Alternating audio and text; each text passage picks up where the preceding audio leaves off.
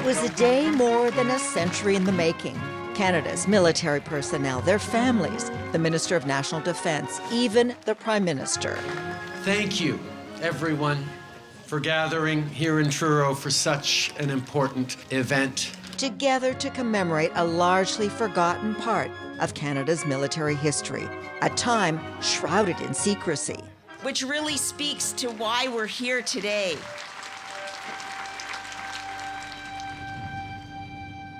Nothing exists of the place where it all began, Africville, Nova Scotia, a community demolished by the city of Halifax in the late 1960s.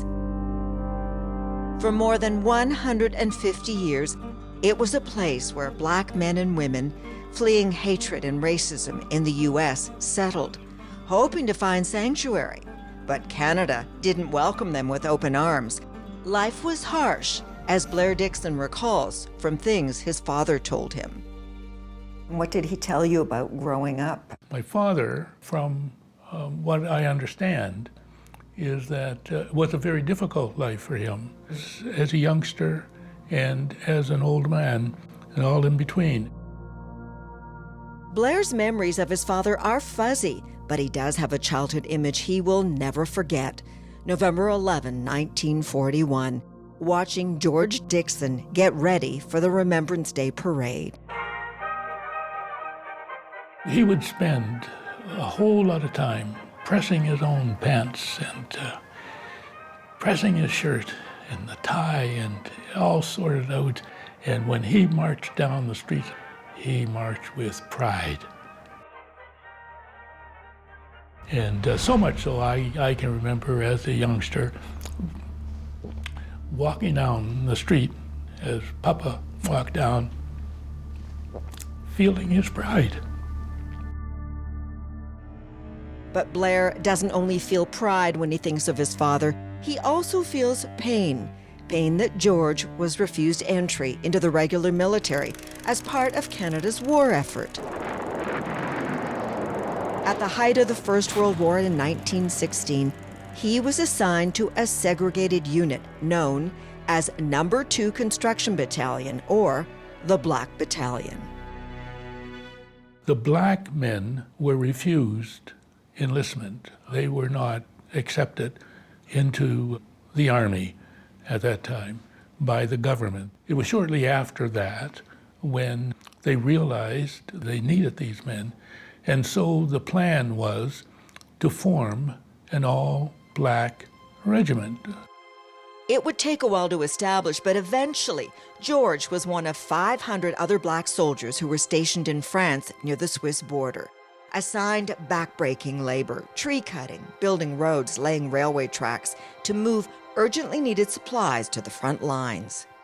What did he tell you about that time? Yeah, he didn't say anything. Yeah, I know it's hard to believe, but it's literally nothing. Literally nothing is the last thing someone desperate to learn their family history wants to hear. But that's exactly what Blair told his son, Lance. So when I asked your dad what he knew about his father's involvement in the Black Battalion, and he said, literally nothing. How does that make you feel? It makes me feel sad that he wasn't able to be enriched by his own story. This was taken later. Blair wasn't the only one who knew literally nothing.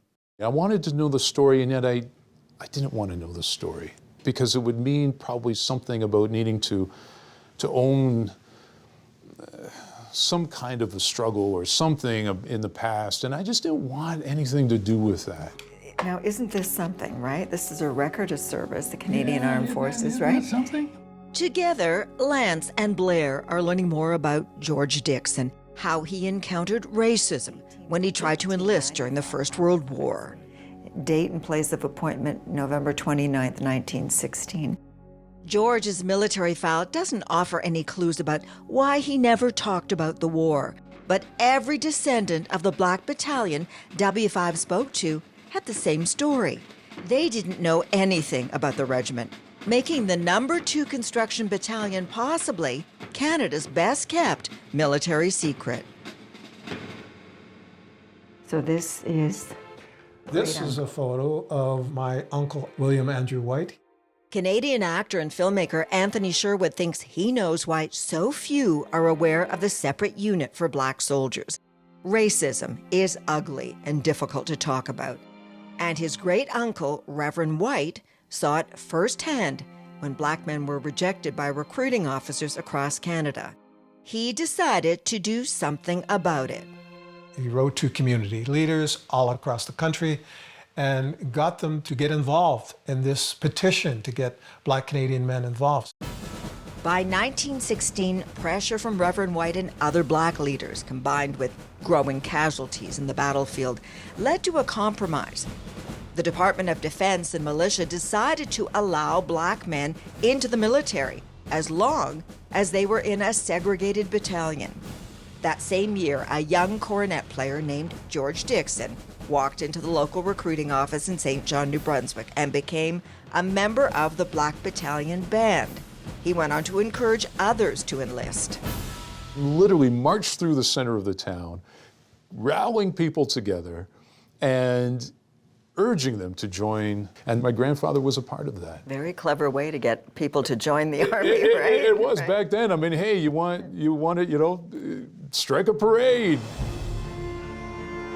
By March 1917, almost 600 Black soldiers set sail for England and France, along with the only Black chaplain in the entire British Armed Forces, filmmaker Anthony Sherwood's great-uncle, Reverend White. And that is where the story could end, if it wasn't for this, a diary. Reverend White's detailed account of everything that happened to the men overseas. Once I read the diary, I said, I have to tell this story because I think he wrote this diary for a reason. I think he wanted people to know what was going on. Never in my life have I seen such a sorry lot of military men. You darkies had better smarten up if you want to remain in this unit. Honor Before Glory, Anthony's 2002 docudrama, is based on his great-uncle's diary. And what it reveals is a shocking story of racism within the Canadian military. Black soldiers going without proper clothing and care. At times, things got so bad, men died. And when they got sick, the white doctors refused to take care of them. And your great-uncle wrote about that. Absolutely. That's stunning.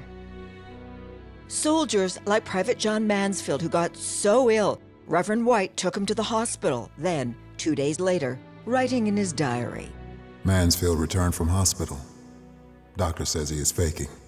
And 6 days later, Reverend White's final entry about Private Mansfield. Mansfield died at 9:50 a.m. Now they think he was not faking. The military didn't keep this kind of documentation, did they? They did, but I'm going to tell you how it's interpreted. For example, if a soldier gets sick and white officers or white doctors refuse to take care of him, and that soldier dies, in the military records is written, Private so-and-so died of pneumonia. More than 24 soldiers from the Black Battalion died during the First World War. Many suffered and lost their lives at the hands of the very people they were fighting with. My great-uncle, he says, I used to think I did not want to die, but when work and worry get a hold of you, death is sweet. And I thought, what a statement to make from a Baptist minister, a man who believes in God. For him to say that hit me. Hello, Nova Scotia! The day has finally come. After years of pressure, the federal government finally apologized to Black Canadians for the mistreatment of the soldiers of the Black Battalion. In July of 2022, Prime Minister Justin Trudeau said he was sorry. For denying members of No. 2 Construction Battalion the care and support they deserved, we are sorry. It wasn't a closure, but it was an acknowledgement that, yes, the Black community, Black Canadians contributed to the First World War for this country. For Lance Dixon, who made the trip from Calgary, Alberta, the apology was deeply personal. Just like his dad and his grandfather, Lance carries the burden of racism. Could you imagine, Sandie, every day of your life having carry that anxiety of every building I go into, am I going to be treated with suspicion? That's what racial discrimination does to the heart and the mind of the person suffering it for so long. And that apology was a moment to say you can let that go. So it was a turning point for you. It was a turning point for your father. Oh, it was. And I couldn't be more grateful as a son to see him just give himself that permission to do it. Because I know he's been carrying it for so long. You've been carrying it too. You carry the weight of your father and your grandfather. I see it in your eyes. Well, I care about them, you know, and it is part of my story. And for Lance's father, Blair, who came all the way from Regina, Saskatchewan at age 86. The apology included a handshake from the Prime Minister. While Blair says he is grateful, he can't help but feel it's too little too late for the one man who needed to hear it the most. As your father's representative today, do you think he would accept that apology and say, that's good enough for me? My father had a tough life. It was tough when I was young, but I grew out of that. Papa didn't have a chance to grow out of that.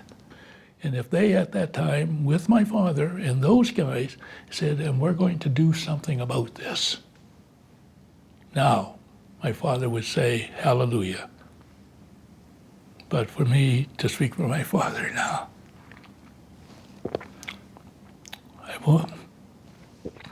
I won't even try. I won't even try. Coming up, the military police are continuing with their investigation. The ever-changing face of hate. They're challenging those principles that most of us think do define Canada. When W5 continues.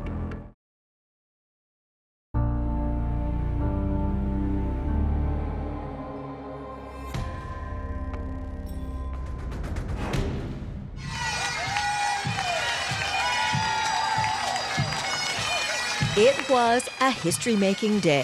For the first time ever, the federal government apologized to the Black community of Canada.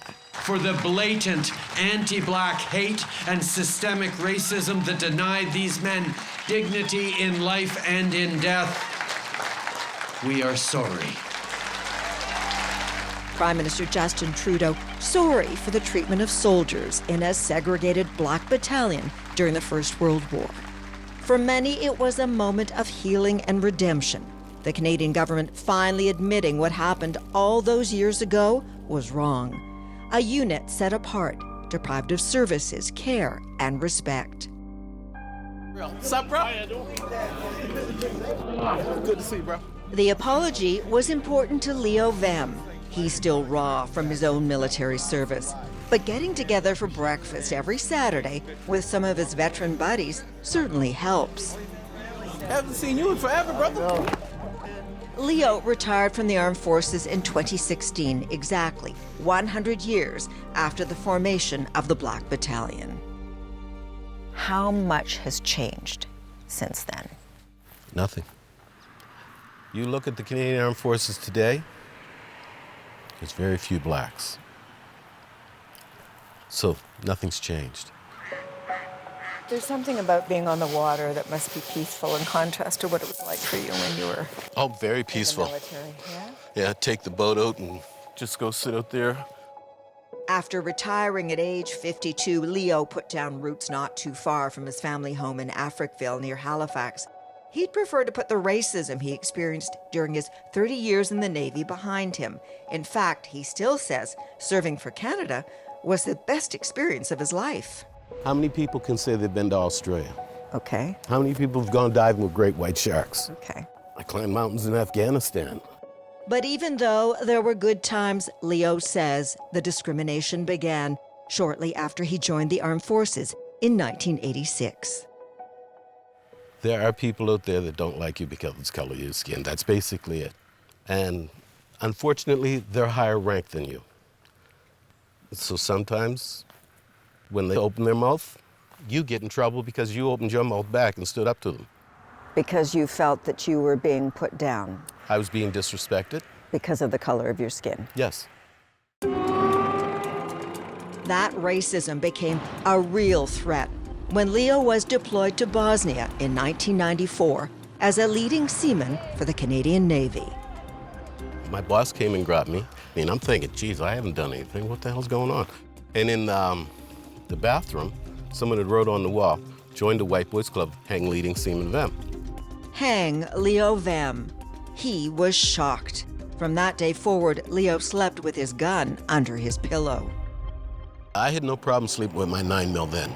Because you thought someone was going to come after you? Because the enemy Is right next door to me, Yeah. right? I don't know who the enemy is. The military police are continuing with their investigation on the... Leo's enemy, known as racism, made front-page news in the early 90s when members of Canada's elite airborne beat a Somali teenager to death, causing the regiment to disband. Look at that, you're flipping our flag upside down. And again, when Canadian soldiers affiliated with the white nationalist Proud Boys disrupted an Indigenous protest in Halifax. Time and time again, incidents of racism in the military. Barb Perry isn't surprised. She's the director of the Center on Hate, Bias, and Extremism, and is about to do the first study on right-wing extremists in the Canadian Armed Forces. So they're ready to defend themselves, prepared to defend the country from incursions, from what they see as the invasion of non-white immigrants or the invasion by Muslims, for example. They're challenging exactly those principles that most of us think do define Canada. Respect for diversity, inclusion, equity, those sorts of pieces. That's exactly their target. Barb says white supremacists also want to keep the history of the Black Battalion a secret to perpetuate the myth that Black soldiers never served in the First World War. I think they see that as an anomaly, as something that was not authentic, and I think that they challenge that recognition of the struggles that Black communities face and that Black people who are serving continue to face. Canada's Minister of National Defence, Anita Anand, pledged to make things better at the apology to the Black Battalion. And I am committed to eliminating systemic racism so that the discrimination faced by the No. 2 Construction Battalion and those who followed never happens again. Her report on racism and discrimination in Canada's armed forces, released in April 2022, exposed a racist underbelly in the armed forces. Soldiers of color never make it to senior leadership. 100% of generals are white men.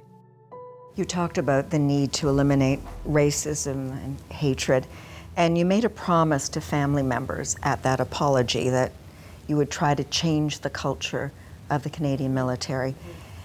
They've heard those promises before. How are your promises going to make a difference? Look at me. I'm a racialized minority woman sitting in the chair of the Minister of National Defense. I know discrimination. It's not the same story as others have, but I have experienced it, and I think that I am well placed to continue to execute on the mission of cultural reform and the eradication of discrimination in the Canadian Armed Forces. But Leo Vem is not so optimistic the minister can live up to her promises. No. Because? How many Black people in the military? Not very many. How many white people in the military? From what we see, the vast majority. Exactly. I understand why he does not have faith in the prospect and the potential for change. Every single person needs to take this issue on board themselves and in their daily lives ensure that they are treating everyone with the respect and the dignity and the integrity that they deserve when they join the Canadian Armed Forces and they put on a uniform to serve our country. Lots of good memories down here. And that team effort is something Leo and Minister Anand can agree on. Leo believes that if senior leadership can step aside and Black soldiers can stick it out, they'll win the war against racism in the Canadian Armed Forces and the hate and segregation of Canada's little-known Black Battalion becomes part of this country's troubled past, and the apology makes a difference. You take a little bit of crap, you keep your head up, you go forward, and you advance. Get yourself in a position where you're in charge. When you're in charge, things will be better. The preliminary report on right-wing extremism in Canada's military is due in the spring of 2023.